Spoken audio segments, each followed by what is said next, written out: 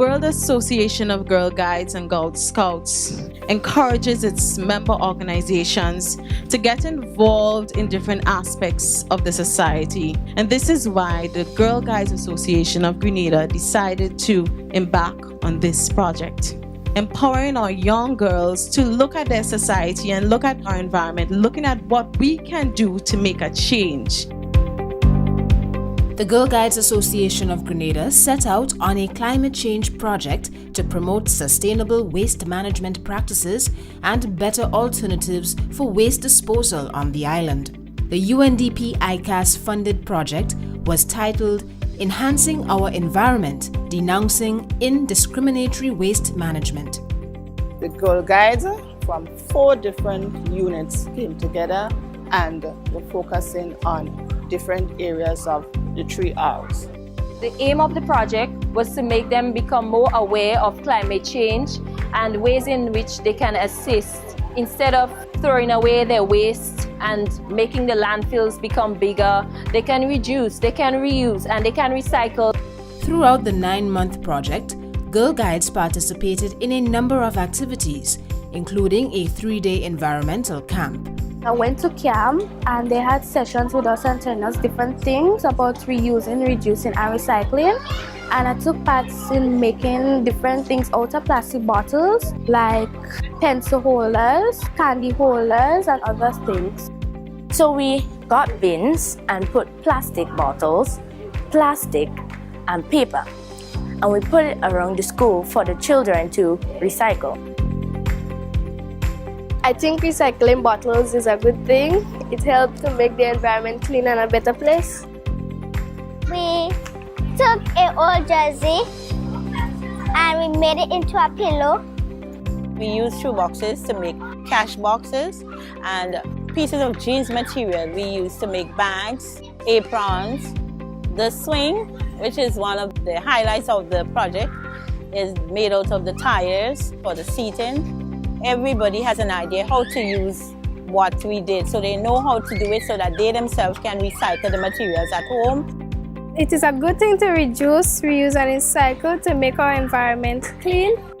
We embarked on a small project to help reduce the amount of organic matter going into landfills. So as a unit, we just decided to do composting. The landfill is almost full, so if everybody would try to at least make a little compost in the back of their houses or somewhere, that would reduce the amount of matter going to the landfill, so at least a little more space would be available to put things that really need to be in the landfill. Grenada is a small island. We are vulnerable to the effects of climate change, and I think that other schools should help to join and have compost. At the Happy Hill Secondary School, we focused a little bit more on reducing the waste within our environment. We went to the Mount St. Catherine, and on our way up we realized that it had a lot of garbage and stuff, and that motivated us to clean up beaches like Hope Beach. We also did a composting heap using a box.